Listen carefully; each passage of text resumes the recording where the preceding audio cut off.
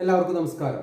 നമ്മൾ കഴിഞ്ഞ ചാപ്റ്ററിൽ കഴിഞ്ഞ ക്ലാസ്സിൽ ഡി സി മോട്ടോറിനെ കുറിച്ച് വിശദമായിട്ട് പഠിച്ചു. അപ്പം ഈ ഡി സി മോട്ടോറിന്റെ സ്ട്രക്ചർ ഘടന നിങ്ങൾ വരച്ച് പഠിക്കണം, ചോദിക്കും. ഇനി നമുക്ക് ഇതുമാതിരി തന്നെ ജനറേറ്റർ ഉണ്ട്, രണ്ടും നമ്മൾ തിരിച്ചറിയാൻ കഴിയണം. അത് വളരെ പ്രധാനപ്പെട്ടതാണ്, പരീക്ഷയ്ക്ക് ഉറപ്പായിട്ടും ചോദിക്കാവുന്ന ഒരു ചോദ്യമാണ്. ഒന്നുമില്ലെങ്കിൽ മോട്ടോർ അല്ലെങ്കിൽ ജനറേറ്റർ. ഇനി നമുക്ക് അടുത്തതായിട്ട് ഈ മോട്ടോർ പ്രിൻസിപ്പിൾ ഉപയോഗിക്കുന്ന മറ്റൊരു ഉപകരണം, നമുക്ക് വളരെ പരിചയമുള്ള ഉപകരണമാണ്. അതിനെ കുറിച്ചാണ് നമുക്ക് പഠിക്കാൻ പോകുന്നത്. Loud speaker, moving coil loud speaker, നമ്മുടെ സാധാരണ സ്പീക്കർ തന്നെ.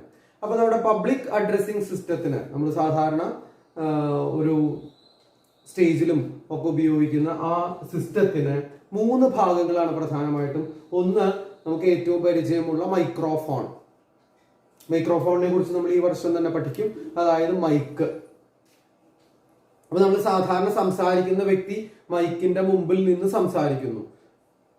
അങ്ങനെ ആ സൗണ്ട് സിഗ്നലിനെ, ആ മൈക്കിന്റെ മുമ്പിൽ അതിന് ലഭിക്കുന്ന സൗണ്ട് സിഗ്നലിനെ ഒരു ഇലക്ട്രിക്കൽ സിഗ്നലാക്കി മാറ്റലാണ് മൈക്രോഫോണിന്റെ ജോലി. നമ്മൾ അടുത്ത ചാപ്റ്ററിൽ ഇത് പഠിക്കും. അങ്ങനെ ഇലക്ട്രിക്കൽ സിഗ്നലാക്കി മാറ്റിയാൽ, അല്ലെങ്കിൽ കുറച്ചുകൂടി എളുപ്പത്തിൽ ഒരു കറന്റ്, ആ മൈക്കിൽ നിന്ന് ഒരു കറന്റ് എവിടേക്ക് എത്തും? ആംപ്ലിഫയറിലേക്ക് എത്തും. കാരണം അതെന്തിനാന്ന് വെച്ച് കഴിഞ്ഞാൽ ഈ കറണ്ട് വളരെ വീക്ക് ആയിട്ടുള്ള സിഗ്നൽ ആയിരിക്കും. കാരണം നമ്മുടെ ശബ്ദം ഉണ്ടാക്കിയ സിഗ്നലാണ്.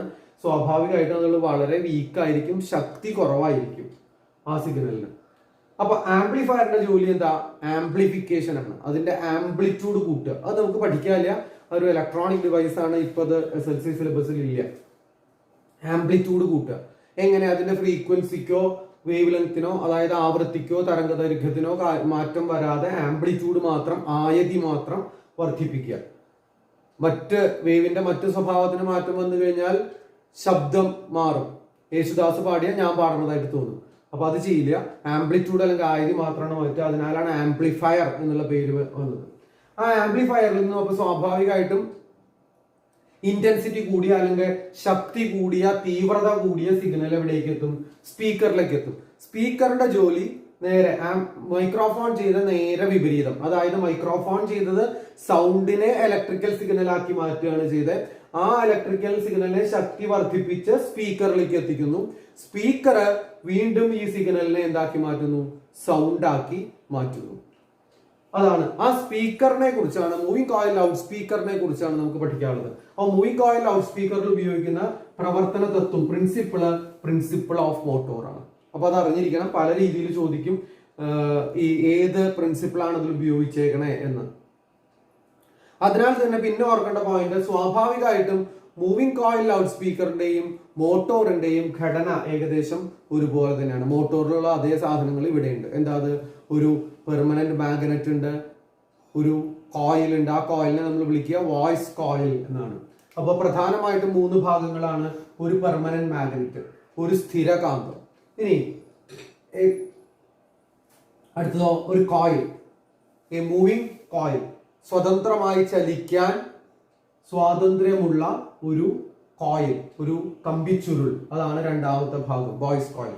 പിന്നെയോ അടുത്ത എന്താ? ഡയഫ്രം. ഡയഫ്രം എന്ന് പറഞ്ഞാൽ വൈബ്രേഷൻ ആണ് എപ്പോഴും ശബ്ദം ഉണ്ടാക്കുക. അപ്പോ ഈ കോയിലിന്റെ വൈബ്രേഷനെ ശബ്ദം ലഭിക്കുന്ന രീതിയിലുള്ള വൈബ്രേഷൻ ആക്കി മാറ്റണം, അല്ലെങ്കിൽ എയറും വൈബ്രേറ്റ് ചെയ്യണം. അതിനു വേണ്ടിയിട്ടാണ് നമ്മൾ എന്ത് ചെയ്യുന്നത്? ഡയഫ്രം കണക്ട് ചെയ്യുന്നത്.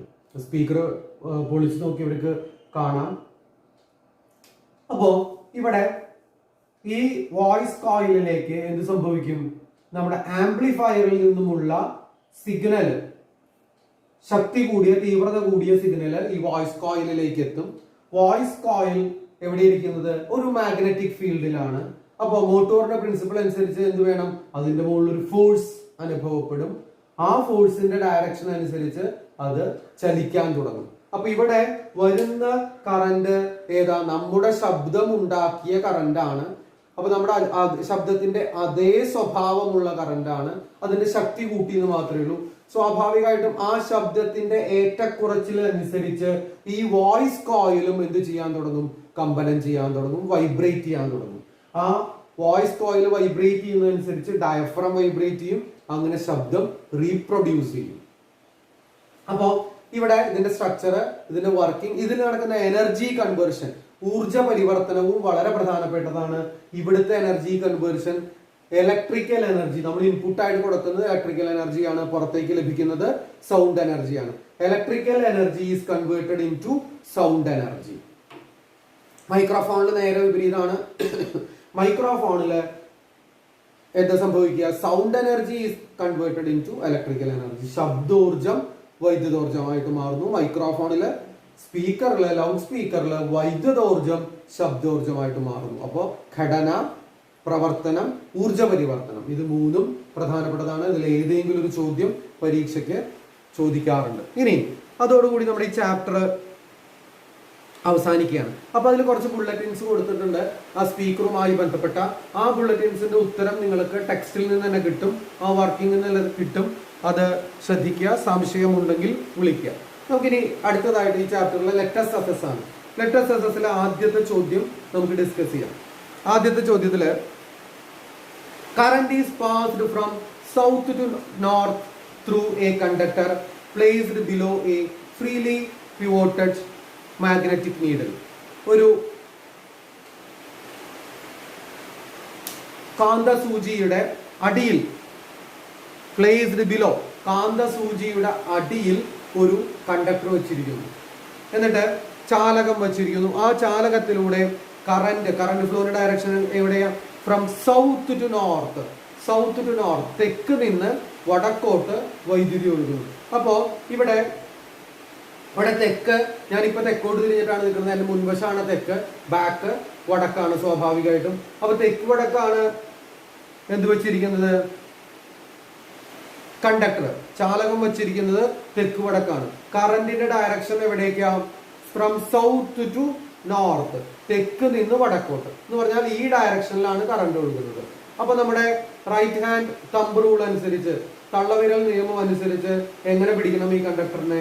ഈ കണ്ടക്ടറിനെ ഇങ്ങനെ പിടിക്കണം. കറന്റിന്റെ ഡയറക്ഷനിൽ തള്ളവിരൽ വരുന്ന രീതിയിൽ പിടിക്കണം. അങ്ങനെ പിടിച്ചു കഴിഞ്ഞാൽ ഇവിടെ ശ്രദ്ധിക്കേണ്ടത്, ഇതിന്റെ ഈ കണ്ടക്ടറിന്റെ മുകളിലാണ് കാന്തസൂചി ഇരിക്കുന്നത്. കൃത്യമായിട്ട് പറഞ്ഞിട്ടുണ്ട്, കണ്ടക്ടറിന്റെ മുകളിലാണ് കാന്തസൂചി ഇരിക്കുന്നത്. അപ്പോൾ ഈ കണ്ടക്ടറിന്റെ മുകൾ വശത്ത് എന്റെ വിരൽ ശ്രദ്ധിക്കുക, എന്റെ വിരല് ഇങ്ങനെയാണ് പോകുന്നത്. അതായത് ഈ കണ്ടക്ടറിന്റെ മുകൾ വശത്ത് വിരൽ വരുന്നത് ഇങ്ങനെയാണ്. കാന്തിക മണ്ഡലത്തിന്റെ അല്ലെങ്കിൽ മാഗ്നറ്റിക് ഫീൽഡിന്റെ ഡയറക്ഷൻ. അപ്പൊ കണ്ടക്ടറിന്റെ മുകൾ വശത്ത് എവിടേക്കായിരിക്കും കാന്തിക മണ്ഡലം? കിഴക്കോട്ടായിരിക്കും. അത് കിഴക്കാണ്. ഈ ഡയറക്ഷനിലായിരിക്കും മാഗ്നറ്റിക് ഫീൽഡ്. അപ്പൊ നമ്മുടെ ആദ്യത്തെ ചോദ്യം, to which direction will the north pole of the magnetic needle turn? അപ്പൊ എവിടേക്കാണോ കാന്തിക മണ്ഡലത്തിന്റെ ദിശ, അവിടേക്കാണ് നോർത്ത് പോള് ടേൺ ചെയ്യുക, ഡിഫ്ലക്ട് ചെയ്യുക. അതിനാൽ ഉത്തരം ഈസ്റ്റ് അല്ലെങ്കിൽ കിഴക്ക് ആണ്. ഇനി which is the rule used to arrive at this principle? വളരെ സിമ്പിൾ ആണ്. ഏതാ? നമ്മുടെ thumb rule, right hand thumb rule. State the rule, direct question ആണ്. എന്താ അത്? ടെക്സ്റ്റില് കൊടുത്തിട്ടുണ്ട്, നിങ്ങൾക്ക് ഉത്തരം എഴുതാവുന്നതാണ്. ഇനി if the current flows in the conductor in the east west direction, അപ്പൊ ഇതാണ് ഈസ്റ്റ്, ഇത് വെസ്റ്റ്, ഈസ്റ്റ് വെസ്റ്റ് ഡയറക്ഷൻ. അപ്പോൾ കറന്റ് ഇവിടെ നിന്നും ഇങ്ങോട്ട് ഒഴുകണം, ഇവിടേക്ക് ഫ്ലോ ചെയ്യണം, ഈ ഡയറക്ഷനിൽ ഫ്ലോ ചെയ്യണം. if the current flows in the east west direction, what do you guess about the deflection of the magnetic needle? അപ്പൊ കിഴക്ക് നിന്ന് പടിഞ്ഞാട്ടാണ് കറണ്ട് ഒഴുകുന്നത്. നമ്മൾ കണ്ടക്ടർ എങ്ങനെ പിടിക്കണം? ഇങ്ങനെ പിടിക്കണം. ഇങ്ങനെ